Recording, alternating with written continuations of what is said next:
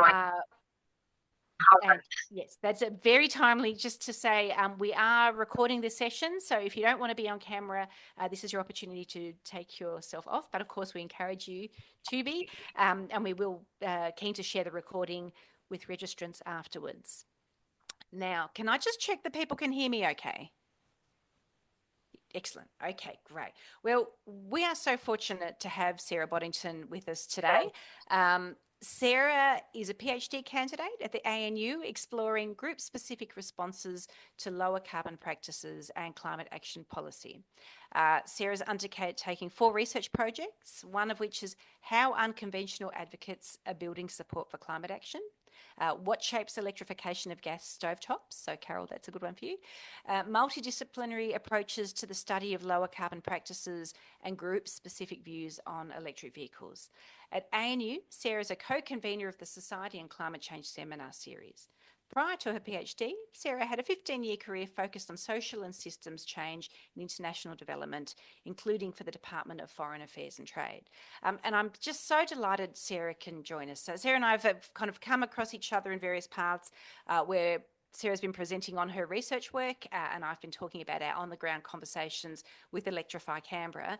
And it's just really apparent how complementary these different areas of work are. That there's such great work going on in the universities, there's fantastic research, and for those of us on the ground having those day-to-day conversations in our communities, the research work that people like Sarah do can really inform those conversations we have, whether it's with people just talking about their day-to-day electrification requirements, or even, I mean, all of us, try and do advocacy where we can, speak to politicians, and having the robust findings like Sarah's to support the discussions that we have just lends incredible credibility to the things that we know we need to do and that we ask for. So I'm here from Electrify Canberra, for those that don't know me. Mel is here as well too. We've been running for about 2 years. We're a local community group in Canberra that's been advocating to all ACT federal and local politicians about why we need support for residential electrification, because we know it's great for climate and great for cost of living. We also have an educational purpose where we attend events and talk to people in the community, run social media to try and encourage people to engage with residential electrification and have them many questions answered. I will put a link in shortly to our website, and for those that haven't engaged with us before, I'd love you to fill in our survey. That will get you on our mailing list, and then you get to hear about all the fabulous things we do, but not too often because we're all volunteers and we haven't got time to send that many emails. So I promise we won't overwhelm you. But without further ado, let me hand over to Sarah for her presentation of her fantastic work. Great, thank you. And I'll just pop the screen up. Fingers crossed it works okay. I will just have a quick go. Yes, no, we'll try. We'll just do it straight as it is. All right, can people see that okay? Yeah. All right, so thanks very much. As Sarah said, I'm a doctoral candidate at the Crawford School of Public Policy, and I'm really excited to have the chance to talk to you about my research into electrification of stovetops here in the ACT today. My reason for kind of delving into this study, my PhD is looking at group dynamics in relation to lower carbon practices and climate policy. And so this topic is a good fit for that. Replacing gas appliances with efficient electrical appliances is, of course, a lower carbon practice. And in my 61 on-the-spot interviews with homeowners across Canberra, I focused on 3 groups in particular. Participants of Asian ethnicity, older people, and people with younger children. And I was also interested in talking to people who had diverse climate change views. So this topic was a really good fit with my research interests, but of course, as research in your own town is, it also had a personal dimension as well. And one of the things that got me interested in electrification was my own kind of family experience. And that's a picture of my dad up there. And I've also got 2 sisters and a brother. My dad was the first in our family to get solar panels. I was the first one to get an induction cooktop. And it got me kind of thinking about in what circumstances, what kind of triggers people to undertake electrification changes. What would trigger my two sisters and my brother to undertake electrification? What sort of electrification would they be interested in? And then, of course, we each have our social networks. So what are the different sort of motivations and circumstances in which people will electrify? So that was a nice intersection of my kind of professional research interest and my personal circumstances as well. So I'm sure I don't need to tell this audience why electrification matters. So I'll just touch really quickly on this. And the three reasons why it matters are climate change, saving money, and health. Turning to climate change first.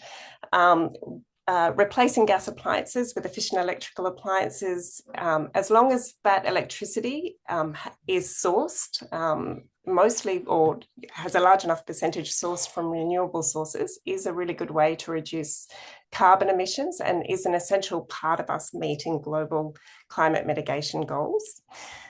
In terms of saving money, I love this graph from the Grattan Institute. They did some modelling of how much households in different states and territories would save if they electrified and installed solar panels. And they found that in most states and territories over a 10-year period, even taking into account the cost of changing over appliances, most households would be ahead. The only exception was WA, and that's because of the cheap price of gas there at that time. And we've got the Canberra figures down the bottom. So a Canberra household, according to their modelling, would save between $9,700 and $11,418 over a 10-year period, and obviously more going on from there by electrifying and installing solar panels. And then the third reason is health. So this research piece by Pizzullo and colleagues just published last year as a systematic review, pulling together the evidence from a number of different research studies, and it establishes that gas in the household causes and contributes to a number of health issues, including childhood asthma, a number of respiratory conditions, and certain heart conditions. So certainly getting gas out of the home also delivers health benefits. So in the next kind of half an hour or so, I'll cover these 7 topics, and then we should have time for discussion at the end. So in talking to people about when they would change their stovetops, I found really 3 pathways for when people would think about changing their stovetops. And I'll talk about those 3 pathways first. I call those renovate or break, solarizing, and moral electrifiers. I then talk about some of the different experiences with electrification in particular parts of our community, so some cultural considerations around electrification and also the experience of low-income people when it comes to electrification. And I finish up with some recommendations. And then hopefully we'll have a chance for some questions and some discussion. And I'm really aware that we've got a number of electrification practitioners who are on the seminar tonight. So if what I talk about tonight sparks an insight or a question, please pop it in the chat as you go along so that you don't lose it. And then Mel and Sarah will moderate that discussion at the end. So without further ado, let's jump into the 3 pathways that I found. So the first pathway was renovate or break. So my study wasn't big enough to draw conclusions about the prevalence of these pathways in the Canberra community, but I will give you a sense of how big each of these groups were within my sample. So 27 people within my sample of 61 fit into this renovate or break category. And this is the group that doesn't really particularly feel compelled to change their cooktop outside of a big kitchen renovation or if the cooktop breaks down. So they're not kind of minded to change the cooktop outside of those 2 reasons. Their default is to accept the cooktop that's there when they move into their house, regardless of what their preference would be. So this person in my study is illustrative of the renovate or break group. Somebody who said, look, I'm probably not going to change it. It's a major expense to change over. And to be honest, I don't use it very much. And those kitchen renovations aren't really determined by cooktop preferences. They're determined by life stage. So people tend to undertake kind of renovations within their house if they need more room for the kids, if they're perhaps making changes to the home in preparation, kind of age-proofing the home, or if they need to kind of change the kitchen or bathroom to ensure the upkeep of the house. So it's really, and that was very much the experience of the participants in my study and also in other studies, that it was really some of those kind of social reasons and also just wanting to kind of maintain the house that decided the timing of the renovation. And so why is this an issue for electrification? Well, firstly, this is a very slow pathway to electrification. So this first graph is from a study that was done in the ACT, and it asked people when they were thinking about changing their cooktop. It asked gas cooktop owners when they were thinking of changing their cooktop. And it found that quite a large percent, 32%, weren't looking at changing it in the next 6 years. Out of that 32%, 9% weren't going to change it for 11 to 20 years, they thought. And that also a really large percentage, 29%, weren't really sure when they were going to change their cooktop. And the other thing to note about this pathway is that these people in this pathway of kind of waiting for a renovation or waiting for it to break weren't particularly necessarily going to replace their cooktop with an electrified cooktop. So across Australia, there's a 43% preference for gas cooktops. And this was very much reflected in the participants that I spoke to. And people talked in really quite emotive ways about their affiliation with gas for cooking. And it's important to kind of recognise that, up until recently and still and ongoing for quite a percentage of the community, gas was the common sense choice when it came to what sort of cooktop it was good to have in your home. And the participants that I spoke to who had a preference for gas, and there were about 30% in my sample, not quite the Australian percentage of 43%, spoke about liking gas because they like how hot it is, how easy it is to control. They like the flame. They have an emotional kind of attachment to the flame, and to them, the flame feels intuitive for cooking. And so if somebody perhaps takes 6 years to replace their cooktop and then replaces it with a gas cooktop, and then the next person who moves into the house waits for it to break down or for a renovation, we could be looking at 10 or 15 years beyond that before that household moves away from gas cooking. So this renovate or break pathway, the largest pathway in my sample, is very much a slow pathway to electrification. And so while waiting for renovations or appliance breakdowns, before I jump onto that, I should say that there were some life stage differences in when people would undertake renovations and some complications associated with life stage. So for the older people that I spoke to, many of them had done their renovations already. So if they had installed a gas cooktop, they were going to wait until the next renovation to consider what kind of cooktop they might get then. And they may or may not be looking at another kind of renovation in the next 10 to 15 years because they've done one already.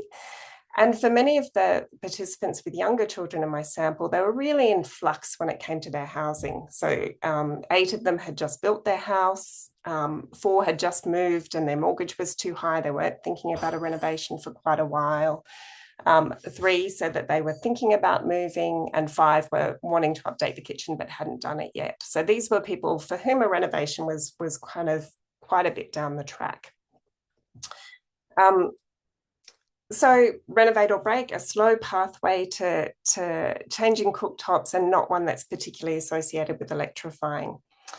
The second pathway that I found is much more associated with electrifying. People in the solarizing group are different to people in the renovate or break group, and there were 22 people in this group with some overlap between the groups. I should have said that at the beginning. For people in the solarized group, different to kind of waiting for a renovation for life stage related reasons. For many of them, solarizing and making the house energy efficient is in and of itself the renovation that they want to undertake. And so, and when I say solarizing, what I mean is installing solar panels and then making a series of linked changes to the home. So changing the heating, changing the hot water, changing the cooktop in order to make the most of the solar. People very much linked those 4 changes in the home as something that they wanted to do. And so this quote is illustrative. this was a participant who said, look, with solar panels coming in and everything, if you have an all electric in the house, it's better cost-wise, definitely. So this was somebody who was undertaking this project, and people talked about it as a project of electrifying their house and doing those link changes over time. Now, this is really interesting. Those renovation practices that I talked about of renovating your house at certain times in your life, they're really well established over decades in studies, not only in Australia, but in other countries as well. And it's quite unusual for practices to change. And generally, practices change. So having kind of a renovation for energy efficiency reasons, having such a big change in a practice generally comes about if there is a major disruptive policy event or material change. And I think one of the reasons why there was such a big cohort of solarizers in my study was because we've had all three in the ACT and in other parts of Australia in recent years. We've had policy. So we've had the Sustainable Household Scheme, which has offered no interest loans. And while those loans are offered for a number of electrification and energy efficiency changes, very much the participants in my study, talked about it as the solar loan. And that's consistent with statistics from that scheme, which show that 61% of people have used it to install solar panels. At the time I was doing my research in 2023, I was checking the figures today. There had been a 10% increase in energy prices during that year for households. So there'd been a massive spike in energy prices, both gas and electricity. So that was certainly a disruptive event that had turned a lot of people onto either getting solar quicker or getting it as soon as they could, making active plans to do it. The other thing that we had in this graph at the top right is a picture from a study from Connecticut in the US that shows the neighborhood effect. And the neighborhood effect is pretty well established when it comes to solar panels. And that's the effect that when a house gets solar panels, the houses in the surrounding neighborhood, in this case up to 4 miles around that house, were then more likely to get solar panels within a sort of 12-month period. It's the strongest, but then over a 4-year period, they were still seeing the neighborhood effect in that case. Now, in that particular case, the neighborhood effect had been made even stronger because under the program operating in that town, there'd been intensive community meetings and also a bulk buy scheme that had kind of magnified the neighborhood effect. But even without those extras, in places like Canberra, we do see the neighborhood effect with solar panels. So those three things together had led to a real kind of spike in solarizing and then in the associated electrification changes. Having said that, solarizing, seems to be, certainly in this sample, a thing that people are doing. But the links between solarizing and induction cooktops in particular, because of people's affinity for gas and because of people's experience that gas is a good choice for a cooktop, were a little bit weaker. And there were sort of three things in the discussions with the participants that I thought pointed to ways that possibly this link between solar panels and in particular induction cooktops could be strengthened. So firstly, to kind of go to the weakness, lots of people in the study perceived a lot of hassle and risk and uncertainty, in particular about induction cooktops, and generally about the project of solarizing. So people saw it as a really big project. And this is a common experience with the introduction of new technologies, especially new technologies like heat pumps and induction cooktops, where people aren't necessarily as familiar with them. People can perceive them as quite risky, think that they need to do a lot of research, worry a lot about making the wrong choice, and see it as a really protracted process. And that was certainly reflected in the participants that I spoke to. So this quote sort of captures it quite well. This person was saying, I've got some things I'm worrying about. I've done some reading. I could find a cooktop to replace it about the right size. I don't have the time. I don't have the mental space. So this person was actually waiting to do electrification until they had some long service leave. They saw it as a really big project. So what can be done to kind of address this, kind of, perhaps slightly weaker link between solarizing and induction cooktops in particular? Well, there were a few clues, as I said, in what the participants said. Firstly, it made a lot of sense to the participants I spoke to try and bundle or to do multiple electrification changes where they could. So this participant said, we know the wiring and things need to be changed, so it's a case of get it all together in one go. And so, I mean, you can do solarizing as 4 changes, solar panels, and then the 3 changes following that. Or you could, perhaps this could be supported by the way that retailers offer appliances, electrification and solar panels.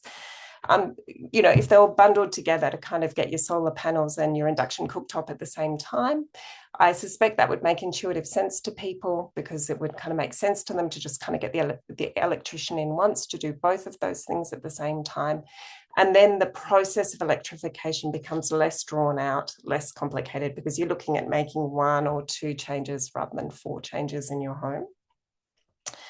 The second thing I thought, out of the people that I spoke to, I was very much sort of saying to them, what do you think about when you think about changing your cooktop? And only a third of them mentioned that the ACT is phasing out gas. It really wasn't on their mind when they were thinking about what kind of cooktop they would install if they came to replace their cooktop. And I wonder if more can be done to make people aware of the gas phase out, because for some of the people who were aware, I mean, half of them were positive about the gas phase out, half weren't. But for many of them, it kind of removed the perceived riskiness of the choice, because if this is the direction that the whole ACT is going in, then it kind of isn't, for those participants, they reflected that it became a less risky choice because it's just the thing that they have to do when they live in the ACT. So perhaps there could be things done like, there's nothing in retailers at the moment referencing the gas phase out. There's nothing in kitchen design stores requiring retailers to talk about the gas phase out. And so perhaps there's something that could be done there. And the third thing that was kind of referenced, by participants was the idea of giving induction a trial, particularly if they don't know anyone who's got it. I think there were altogether about 5 people who tried induction. A few people had gotten a small portable unit from IKEA. So that's what this quote is about, getting the little portable induction to give it a test to start. And a few had gone to play with the induction at the Winnings showroom over in Manuka. And they'd often done this as a way of kind of convincing their spouse that an induction cooktop was a good idea. But there's also really good evidence from other kind of new technology studies to show that getting more familiar with the technology is a way of kind of reassuring people that it's going to be, giving them a chance to test whether or not it's going to be a good choice for them. So that's solarizing. So while solarizers still make electrification decisions as part of a broader home improvement journey, but just for them, solarizing is the home improvement rather than a renovation done for other reasons. The third pathway approaches the decision through an entirely different lens. So moral electrifiers see the stovetop not primarily as a home improvement decision, but as a climate action choice. And there were about 9 moral electrifiers in my sample of 61 participants. So these moral electrifiers, and as you can guess, they all they were actually much quicker to get an electrified cooktop. Most of them had one already, and they generally had induction cooktops. And so this is an illustrative quote from one of the moral electrifiers in the study. I think a lot of people enjoy cooking with gas, but I think people just have to make that sacrifice to try and look at doing something better for the environment. And it was very much a group phenomenon. When I talked to them about, what sort of cooktop do people they know have, what sort of cooktop is common within their families, most of my other participants often had no idea what sort of cooktop,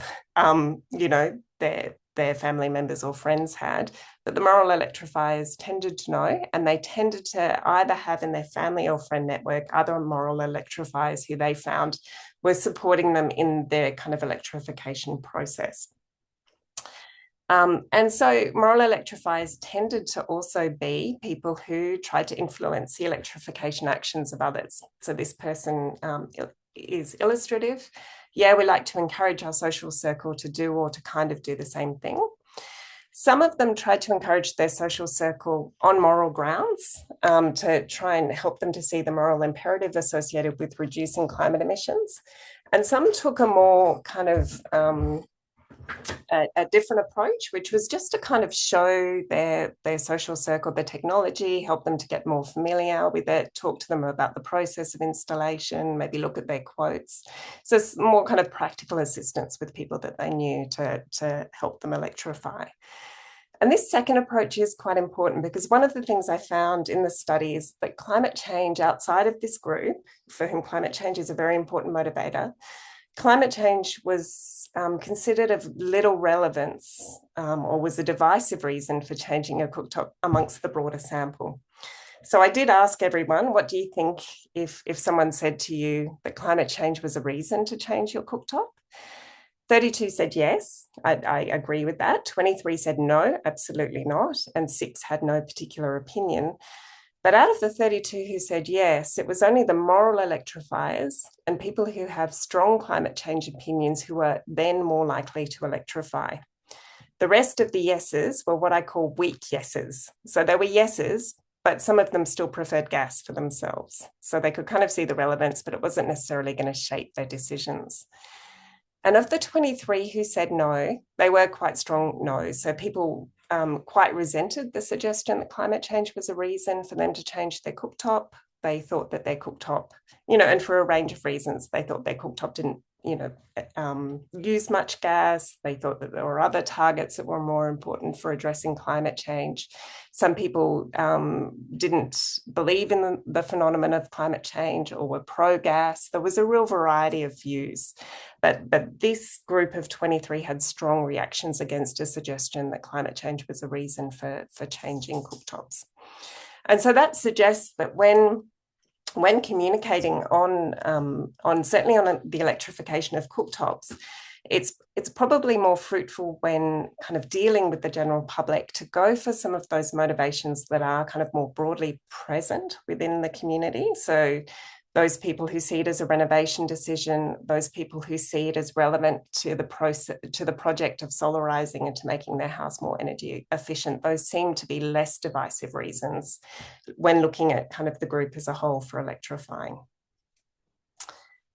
Right, so those are the 3 pathways that I found in this study, but those 3 pathways aren't experienced uniformly across society. So in the next part of the presentation, I'll explore how cultural background and economic circumstances shape people's experience of electrification.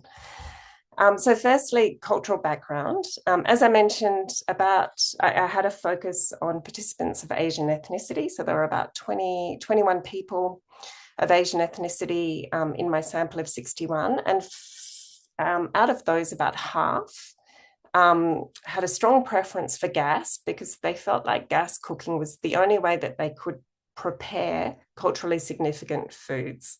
So a couple of quotes here. I feel like the cooking's faster because ours is Indian cooking. So for them, the gas ones are much better. Everything that chapati's Indian breads, we can do it on the flame. And I think with our culture, the kind of food that we eat, a lot of it's cooked on gas, and that's best. And so I also asked people as part of the study what they thought of a suggestion that induction cooktops were a better technology. And by and large, this group said it could be a good technology for most people, but not for our communities because it doesn't suit our sort of cooking. And so what that points to is the importance first of actually exploring whether or not certain foods can be cooked in the same way or using different techniques, but to the same quality on induction cooktops. And then having that information disseminated within communities by people who are relevant to those communities. So it's not necessarily somebody from outside the community who's going to be a trustworthy source of information on whether or not chapatis can be cooked on an induction cook stove, but it's going to be someone from within the community who can share that kind of information. And one really interesting approach that is taking this sort of approach, not part of my study, but interesting to share anyway, is Asian Australians for Climate Solutions. Here's a screen grab of a couple of their pamphlets, and they're very much taking that approach of, on the left, I think it's char kway teow, a Malaysian dish, and on the right, I think it's chapatis. And so they're taking the approach of cooking a number of important dishes on induction and producing little instructional videos on how you actually do it on induction, what sort of cookware you might do, where you might need to kind of pay attention during the cooking process. And those videos are available on their website, and they also have a number of flyers. And I know that I was looking today, the Global Cook Safe Coalition is taking a different approach where they're using some quite high profile chefs who perhaps are chefs in Indian cooking to kind of produce beautiful meals on induction cooktops for audiences and to kind of publicize that. Now, ethnic communities are as diverse as any other communities. So people have their own sources of information and people that they trust and rely on when it comes to, what is appropriate technology for cooking their sort of food. But I think these sorts of approaches are examples of, perhaps culturally meaningful approaches for perhaps communicating if certain dishes are possible on induction cooktops. Now, going over to equity, I didn't have a particular focus on low-income earners in my study, but there was a fantastic study produced by Chandra Shekaran and colleagues down in Victoria, and it was published just late last year. So for this next section of the presentation, I'll draw on this piece of research. And I do encourage you to have a look at it if you're particularly interested in this topic, because I'll just pull a few little insights out. They found that for lower income people, there was a real inability to, in the short term, be able to afford for electrical upgrades or solar panels, even with schemes. Like in Victoria, there's a program called Solar for Renters, where renters can pay a small contribution to offset the cost of solar panels if their landlord agrees to put the solar panels on the roof. And this participant said, look, I know it would benefit me in the end, and that their savings on their energy bills would be greater than the amount they'd have to pay. But right now, to be able to start paying extra money for those kinds of things just wouldn't be possible. And that was very much a finding of this study, that for this group of low-income participants, they were just covering the food and the bills that they had. And even if these schemes were not costing very much, they couldn't necessarily afford that small amount extra, even if it would lead to cost savings in the future. They just didn't have that cash flow, and they couldn't kind of take that financial risk of a no-interest loan, for example. This study also found that low-income participants had a low awareness of assistance schemes. So they found that there was about a 35% and a 29% awareness of the energy upgrades programs and the heating and cooling upgrades program, and then even lower utilisation. And that's really consistent actually with worldwide kind of studies in other locations about the degree to which people are aware of assistance and support programs. And obviously, there was a difference in this study between awareness when it came to the solar supports between homeowners and renters, and again, a different utilisation rate. A couple of more insights from this study. That there was a real need for trusted sources of information. So that was trusted sources of information about the appliances themselves and which were good appliances to go for, as well as assistance in navigating potential sources of assistance. So participants expressed challenges not only with the language for people from a non-English speaking background, but also the system. So it's very hard to navigate the system. And some of those, concerns about, this being risky technology or a risky investment that I found in my study were reflected in this study as well, that people felt like this was a risky choice to make. So they really needed trusted and relevant sources of information to help them with that. And that there was a need for landlords, for the renters in the studies, to do housing upgrades and solar. So a really interesting thing in this study, like my study, there was a strong correlation between having solar panels and intending to electrify the appliances in the house. So, this phenomenon of solarizing was kind of alive and well in this study as well. But for many of the participants living in rental accommodation, it was the landlord's choice about whether or not to put solar panels on the roof. And the housing upgrades was a really interesting one, that many of the lower income participants lived in houses with really poor insulation. And so they were really kind of even reluctant to put on the heat in winter because it would just escape straight out the walls and straight out the roof. So, part of that bigger challenge of creating conditions where landlords will provide energy efficient homes. Right. So now on to some recommendations. So really, I guess the take-home message that I found from this study is that solar is the gateway to subsequent electrification changes, but that there is things that can be done to strengthen that connection between solarizing and induction, given that cooktops are the gas appliance that people are most reluctant to replace with an electrified alternative. And so those are, as I've mentioned already, building familiarity with the technology, whether it's through trial units or demonstration models, and also maybe looking at options to encourage retailers to bundle installations. So, as induction is kind of maybe the one with the most tenuous link, if retailers could offer solar and induction bundle packages, then I think that would help to strengthen that link. Secondly, for the ACT, increasing the salience, that is kind of the degree to which it's front of mind when people are actually making decisions about cooktops of the 2045 phase out of gas in the ACT, so that people are thinking, oh, no, actually, yep, that's maybe a reason to not go for gas at this stage, given it's being phased out. And support those who are trusted within communities. Now, that is a finding from my study, particularly when it comes to different ethnic communities, that it's really important that there's many sources of information about whether or not induction can be used to cook important cultural foods. But it's also a recommendation from Chandra Shekhar and colleagues' study on low-income people that there is this need for trusted interlocutors to provide advice on appliances and on possible programs of support. There's also a bundle of activities that need to be done to strengthen solarizing. So as I've suggested, appealing to broader motivations rather than climate change is probably a less divisive approach, in terms of what's going to be broadly appealing across the population, though recognizing that there is that very motivated group of moral electrifiers who perhaps themselves are quite effective change agents within their own social circles. Tailored programs for low-income people, so recognising based on Chandra Shekharan's study that things like no-interest loans aren't necessarily going to be accessible for low-income people who can't afford even kind of small amounts of repayments, and that really for many people in this cohort, you're looking at needing grant assistance.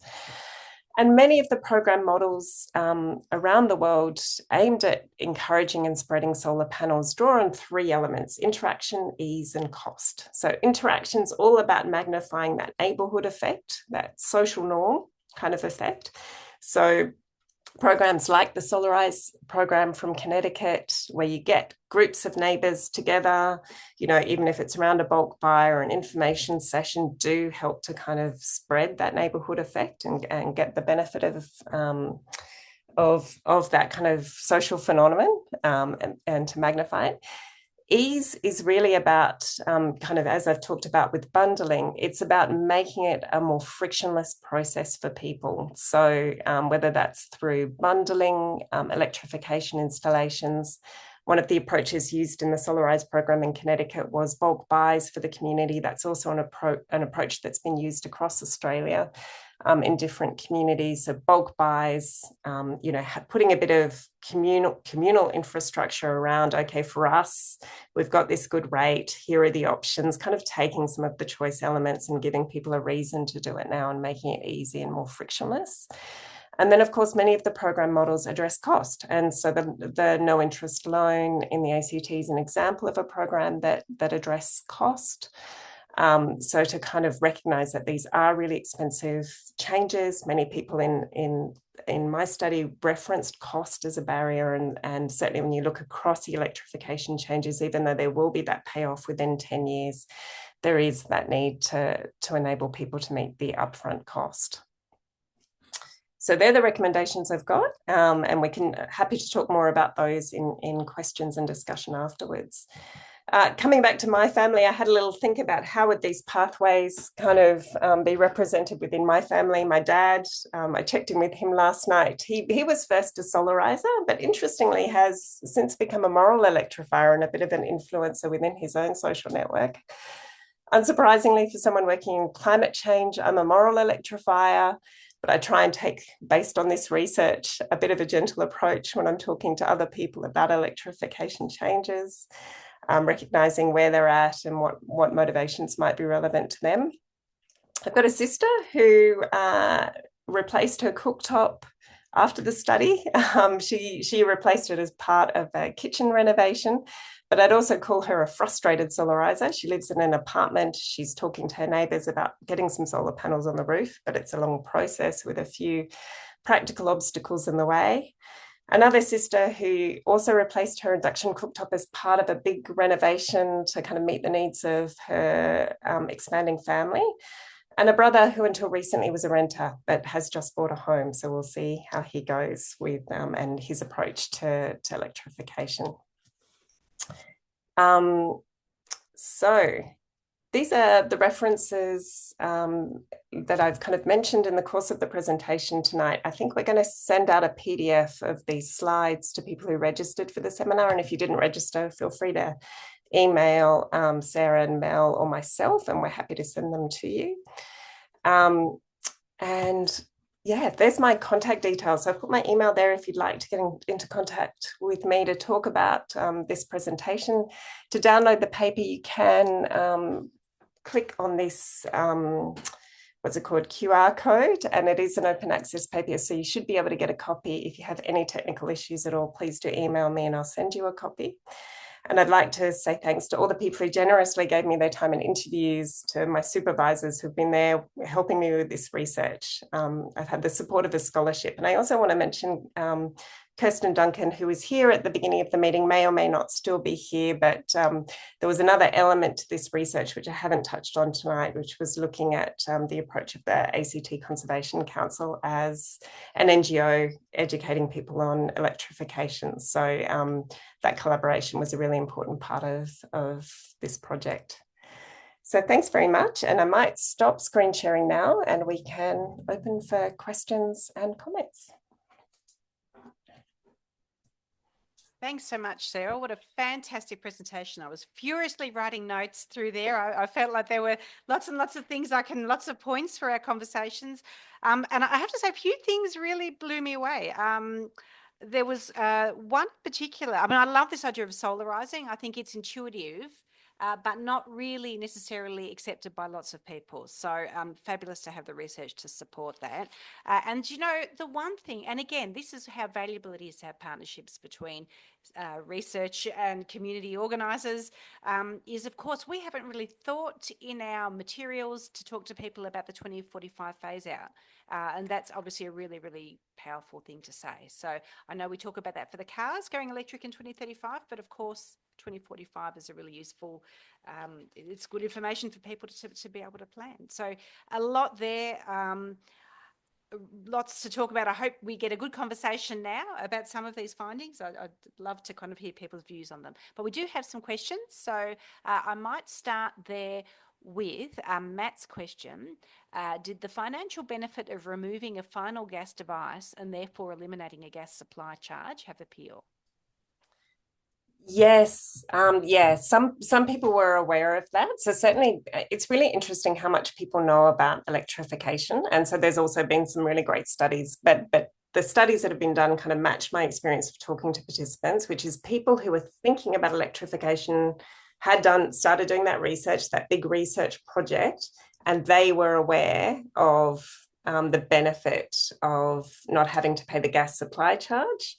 And certainly that helped some of them tip over for that last gas appliance. And it tended to be the induction cooktop that was the last gas appliance in the house because of people's affinity for gas cooking. So people, quite a few participants in the kind of moral electrifiers group said to me, and some of the people in the solarizer group said to me, I was paying almost nothing, $200 or $300 a year for using almost no gas. And it's been so good to be able to turn it off and get it disconnected and not pay that supply charge. For people who were in the renovate or break group, I would say that it was relatively unknown that they could make that saving. And that just reflects the fact that there's kind of a few different stages to thinking about adopting technology, and at that kind of early stage, they haven't really gone on an information searching phase yet. Okay, thanks. No worries. Thank you. Thanks, Matt. Great question. And a question from Mike. Was there research done on the Conservation Council approach as well, or were they just helping with the research? Yeah, no, it was really interesting. So one of the things that sparked the research was that the ACT Conservation Council were running the Make the Switch program, and as part of that, they'd also kind of identified that people were quite reluctant to change their stovetops, gas stovetops. So they ran a special information and outreach program on switching from gas cooking. And so the 61 people were quite separate to that. They were just people I went out and spoke to across the community. But in addition to those 61, I think I spoke to another 23 or 24 people who interacted with that program. And one of the things I was interested in was kind of learning how the program perhaps changed their thinking, where they were at, what led them to interact with the information stall, and also how does an environmental NGO go? Is it only environmental people who approach and talk to an environmental NGO about electrification, or is it seen as a good source of information to people even if they're not environmentally oriented? And so I haven't written up those findings yet, but I have reported back to the ACT Conservation Council. And one of the things that I was interested in was that people kind of clocked them as an environmental NGO, but still saw them as a really trustworthy source of information. And really appreciated the fact that they were out there in the community, kind of proactively providing information. A lot of those people in that separate sample said, I'd gotten a bit stuck. I meant to do this and I'd gotten a bit stuck, and talking to this stall has helped to restart me and helped me to kind of think through what I might do next to kind of advance electrification. So I think that is really interesting, that's another way to reduce that effect that I found of people getting stuck in this kind of extended decision-making process by kind of providing information proactively. Great, thank you. Now, this question from Sue. Did you find anyone changing to induction to stop burning gas within their homes? So looking at that health aspect. Yeah, health, it's interesting. Health was a really divisive reason as well. So I tested quite a few messages at the end of every interview, and the ones that were divisive, so it had as many people who were really objected to it as a reason for changing their cooktop as supported it. The ones that were really divisive were that this might be a good move in a blackout, that it was good for climate change and health. People rejected that generally. So, slightly less than half supported it, more than half rejected it. People were quite suspicious of the health message, even if they had heard it on the radio. They saw it as kind of convenient at the same time that electrification was being pushed.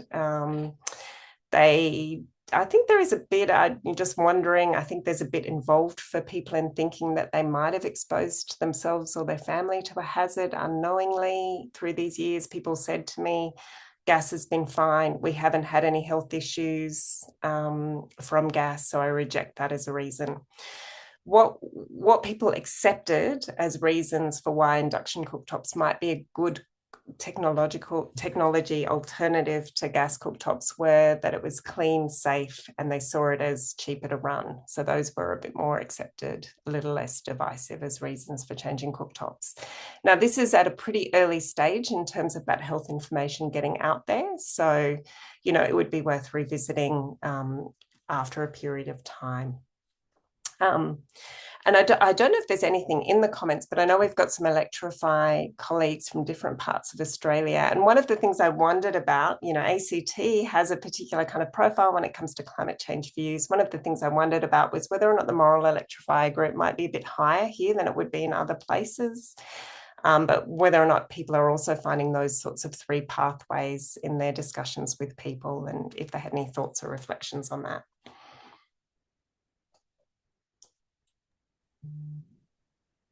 Just opening up to the group if there's anyone here who has any views.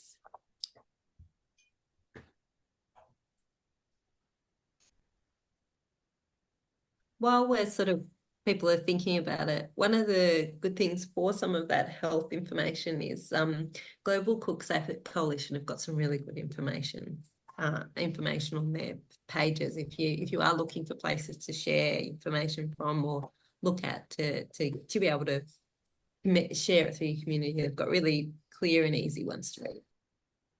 Yeah.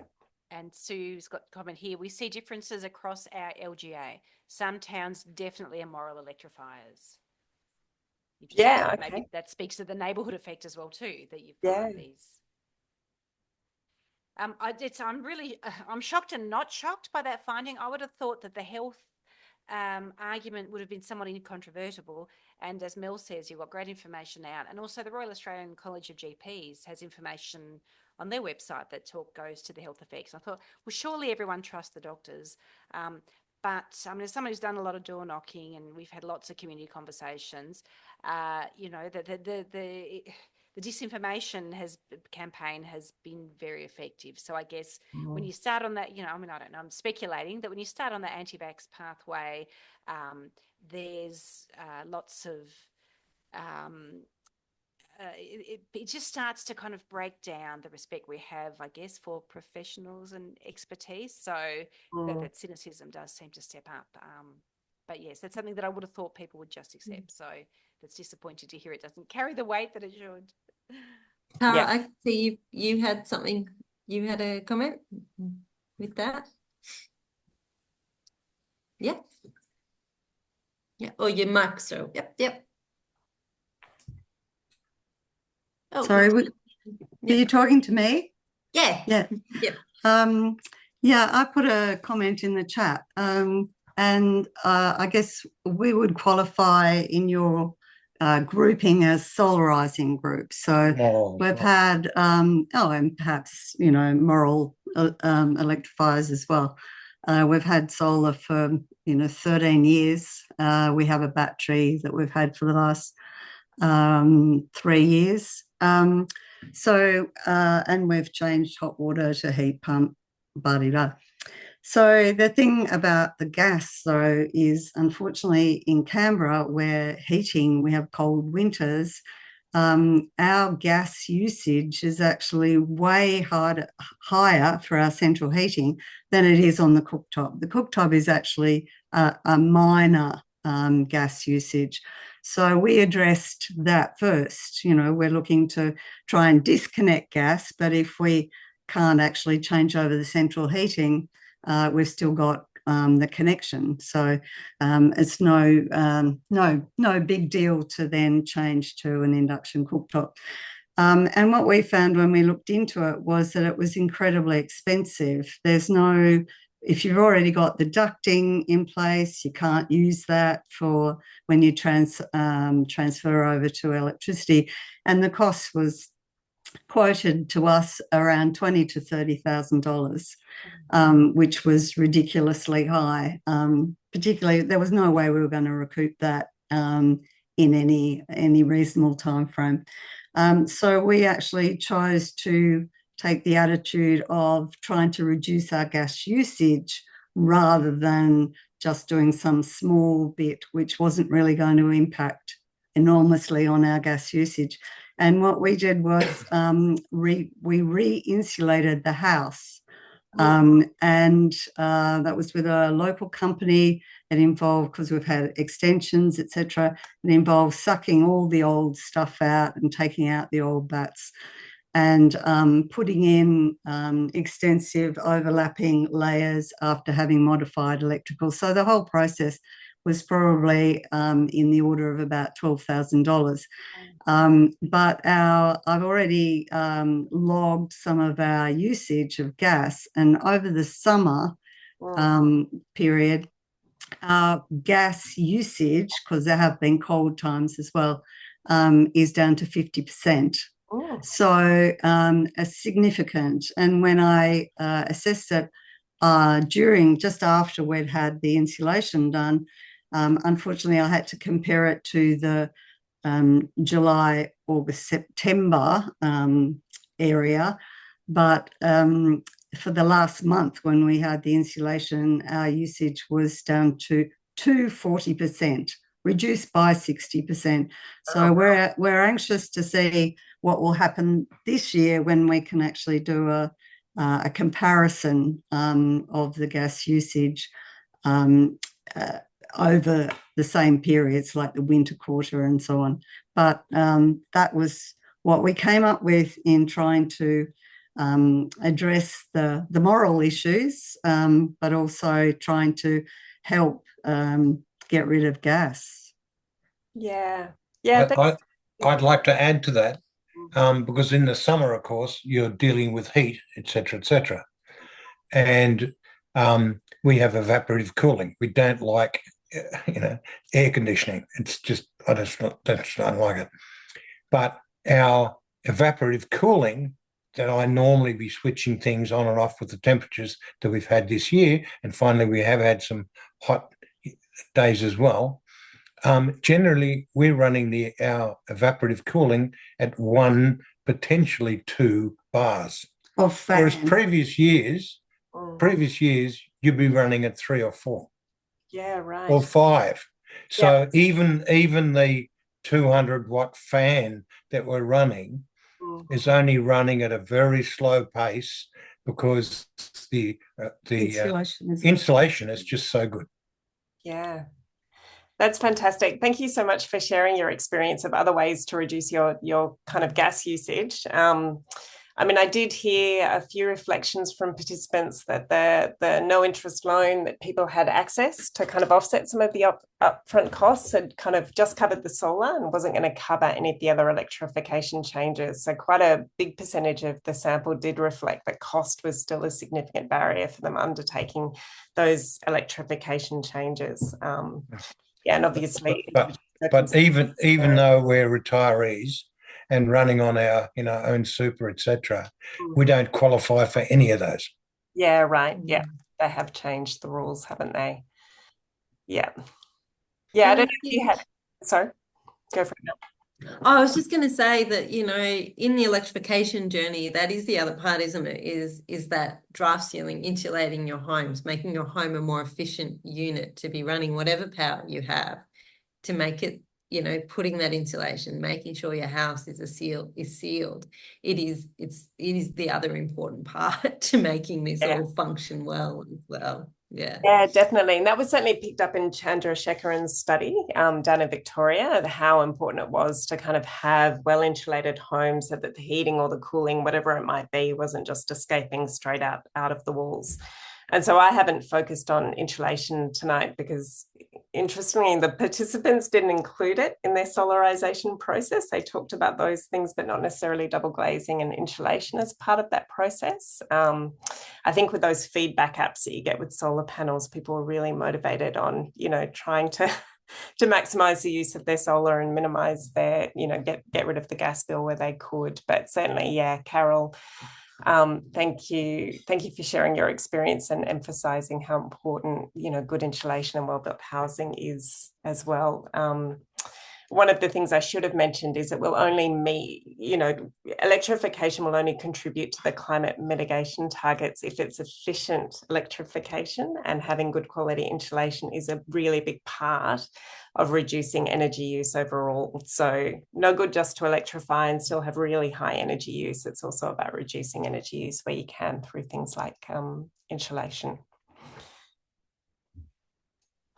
One thing I'll just pop into the comments there, just on energy efficiency, is Lish Fayer from ABC Radio and Jenny Edwards is a local sustainability and energy efficiency expert, have a really fun Instagram channel called Jen Lish Fix It Chicks, and they've got lots of really simple energy efficiency things that you can do to see where your leaks are and how to fix them.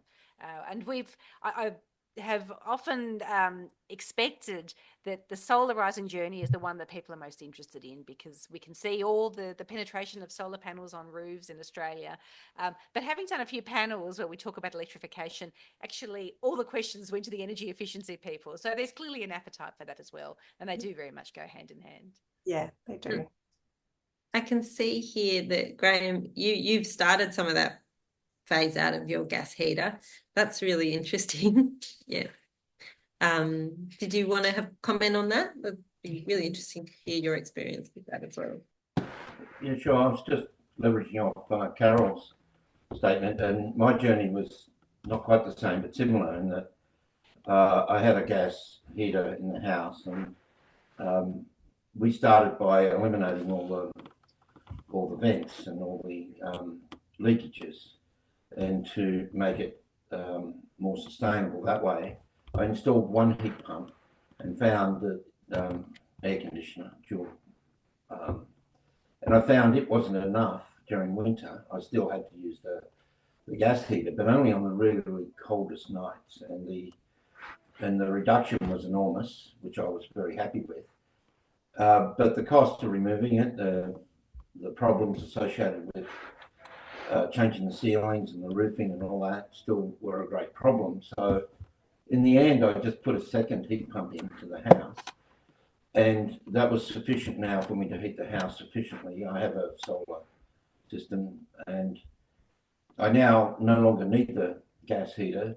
I've disconnected it, but I've never taken it out. I'll just leave it there, and so I've slowly reduced the amount of gas, and then I was happy with air conditioning. Some people aren't.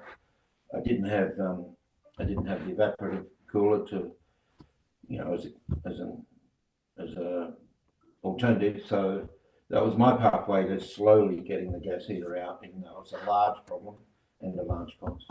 So it's a good way to do it. Slowly phase it out.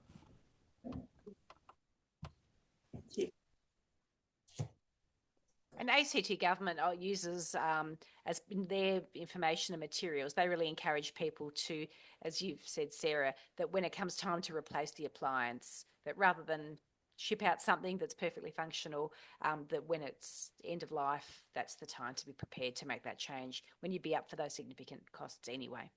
Yeah, that's an interesting one. I did find that people in the Renovate or Break group, quite a few had been taken unawares by an appliance breaking, and they tended to replace like for like because they felt like the new technology was risky and they felt like they just needed to get that essential service reconnected. So I think it is really worth people preparing for the change. So if they're not in a position to make the change now, kind of at least being comfortable that when it does break, that is what they're going to go for a different technology.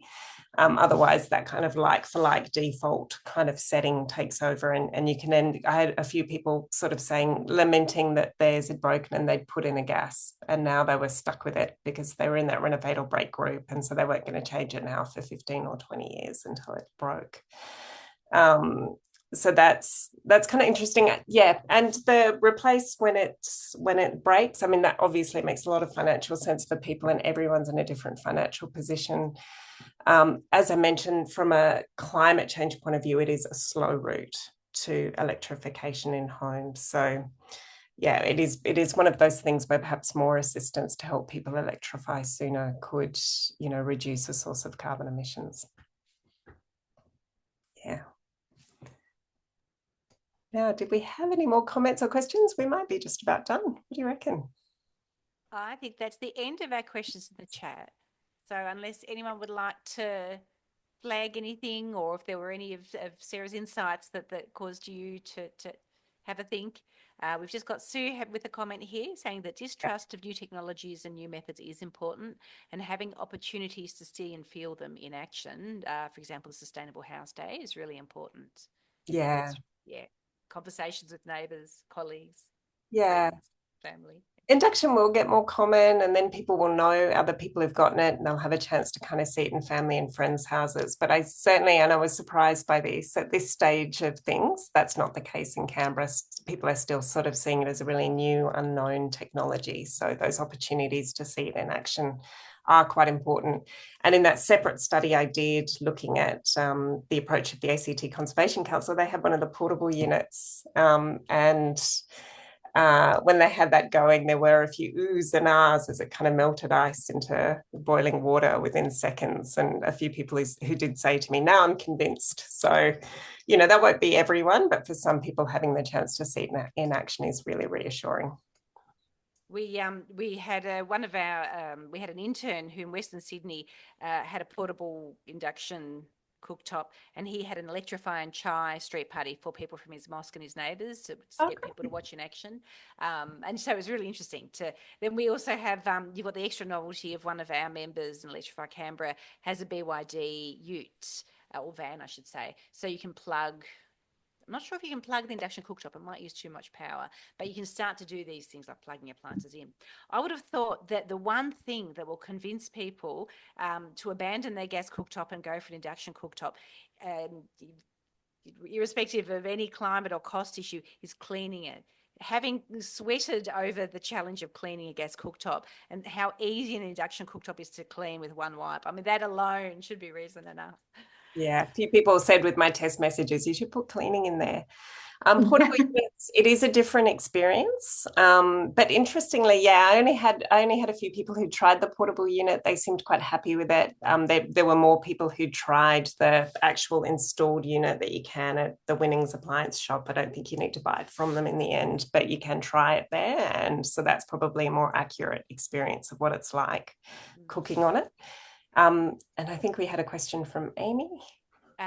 Mine was just a comment, actually, just to say I find it really interesting. It's fascinating listening to your research, and the neighbourhood effect is always a winner for us, particularly with our work with community. And we're planning a series of street parties, which have been on the, but it seems like that would just be such a great idea, just to get some induction cooking, get some, various different things that we can cook quite effectively. I think would be really exciting. And I know that Mike's just said about do we loan them out, but we are trying to get a better connection with Community Toolbox, and I think we should be making sure, and I know Mel has done a lot of work about how you've got to get the right pans, because Richard on our group would also say it's all about the cookware you have and making sure that is a good experience for people on those portable ones. But yeah, I think there's some exciting things we can do.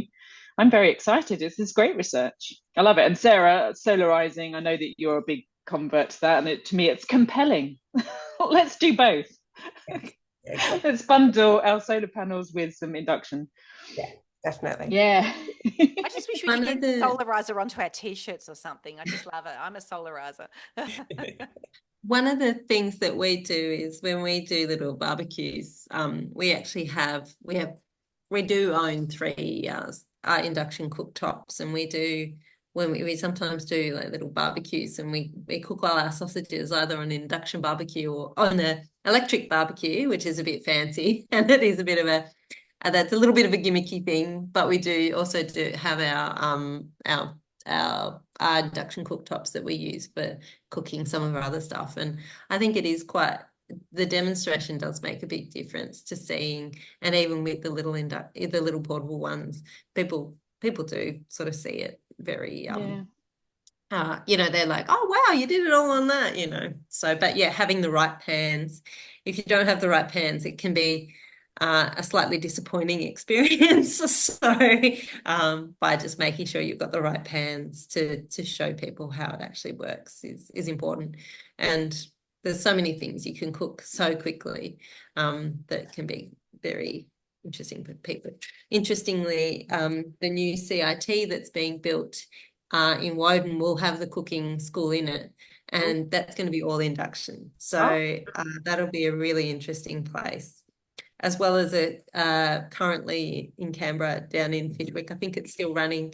They've also got some sort of industrial kitchen induction stuff, which again, that's where culturally that having those different restaurants that actually do it as well is really interesting to see it in action. Super interesting. And did I see a hand from Carol? Did you? Yeah.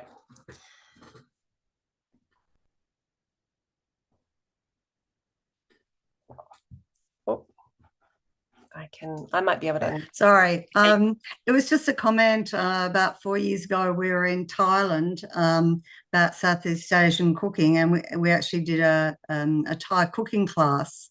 And the woman who ran it had only induction cooktops. So we didn't make any breads, but everything else was done on induction cooktops.